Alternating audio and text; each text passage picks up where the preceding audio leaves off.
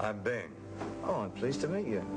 You're the one that sings, right? Well, right or wrong, I sing either way. Oh, well, I sing too. Oh, good. In fact, I've got a 6-year-old son, and he really gets excited around the Christmas holiday thing. We just thought, I can't believe it, you know. David Bowie with Bing Crosby. What a marriage. Come, they told me, ba-rum-pa-pum-pum, a newborn king to see, ba-rum-pa-pum-pum. Bing was made more contemporary by it, and at that point David wanted to diminish his role in the whole kind of underground, renegade, you know, lifestyle. Our finest gifts we bring, ba-rum-pa-pum-pum, rum-pa-pum-pum, rum-pa-pum-pum. The Bing Crosby special overflowed with traditional family cheer. But, ironically, Bowie's own home life was miserable. His marriage to Angie had deteriorated to the breaking point. A lot of things happened that were pretty unsavory as far as arguments and disagreements and, you know, just turmoil in their relationship. And David didn't want to expose his son to that. David took Zoe to Berlin for Christmas, while Angie celebrated the holiday in the US with friends. When Angie returned to Switzerland on January the 2nd, she was dismayed to discover that her husband and son were still away. Angry and depressed, she attempted suicide. Bowie was alarmed and became concerned about his wife's mental health and her ability to care for their child. At a point in a marriage, you have to take a stand. You're either going to go with it or you're going to say, this has got to stop. There was a time when everything had to stop for the sake of Zoe. The open marriage was now closed. You know, he said, I've moved on. David's marriage to Angie was formally dissolved in 1980. In the settlement, David won sole custody of Zoe, who now preferred to be called Joe. He said, I'm going to bring up my son. And that's a bold move to do for somebody in entertainment. He totally became both parents to Joey, and he was great. The newly single father was determined to be a positive role model for his son. But there was one problem. Bowie had yet to completely overcome his substance abuse. Let's be real about addiction. It doesn't just happen, oh, suddenly I'm just going to stop. Sometimes it happens in a gradual level. David did not want his son to see him in a certain condition. And I think that eventually made it so that he was able to back off and back off and back off. Because when you have things going right for you, you don't really need that kind of high. In the fall of 1980, David moved to New York, where he made his Broadway debut in The Elephant Man. The versatile performer starred as John Merrick, a man afflicted with a grotesque, disfiguring disease. The Elephant Man, that appealed to me because of I have a sort of eclectic thing about freaks and isolationists and alienated people. I kind of gather information on people like that. Without the use of heavy makeup, David portrayed the deformed outcast by manipulating his voice and twisting his body into a misshapen stance every night. His earlier training as a mime helped him achieve the desired effect. You are a famous actress. I am not unknown. You must display yourself for a living, then, like I did. That is not myself, Mr. Merrick. That is an illusion. Oh, this. This is myself.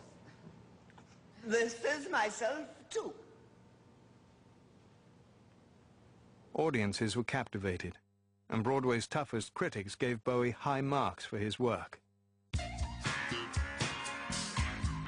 During the run of The Elephant Man, Bowie released his 17th album. Scary Monsters and Super Creeps included the single Ashes to Ashes, with lyrics alluding to an earlier chapter of David's life.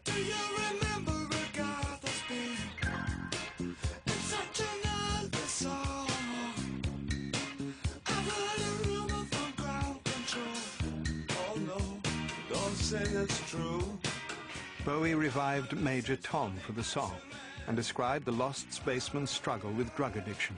To promote the single, he created a video version of the story. Ashes to ashes, bump to blanket.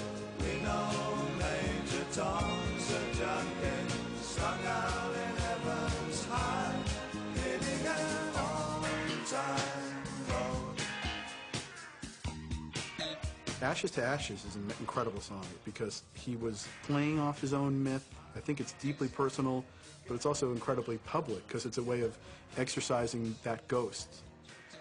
Visual interpretations of songs were nothing new, but the complex imagery of the Ashes to Ashes music film helped put Bowie at the vanguard of the rock video revolution.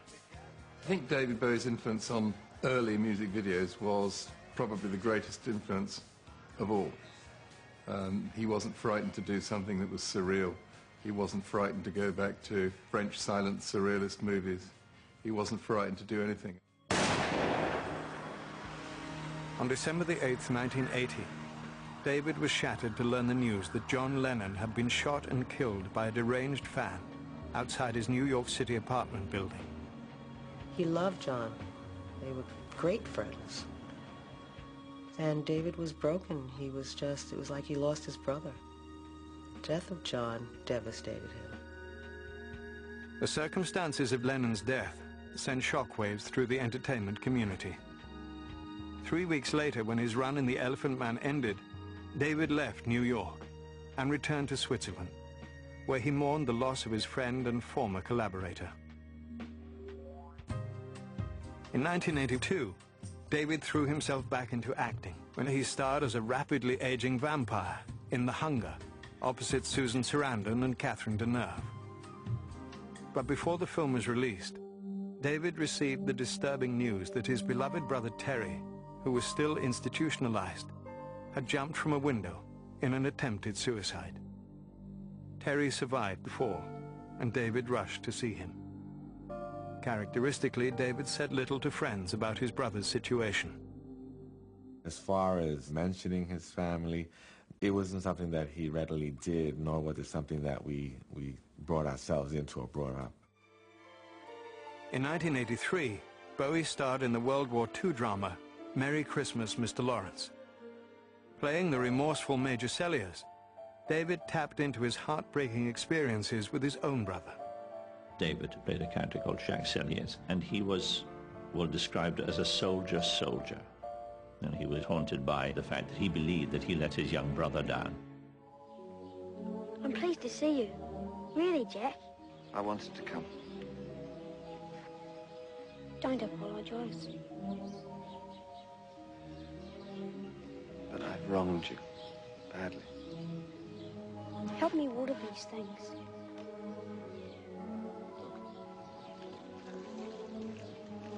Look, I need to talk with you. Hey, remember this one? Flowers once, every 5 years.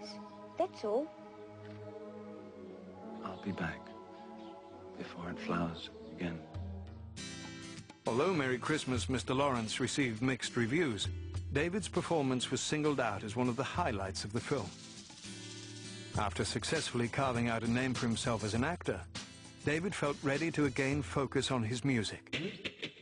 But this time, he would push his own boundaries and shock both critics and fans alike. David Bowie was about to embrace the mainstream.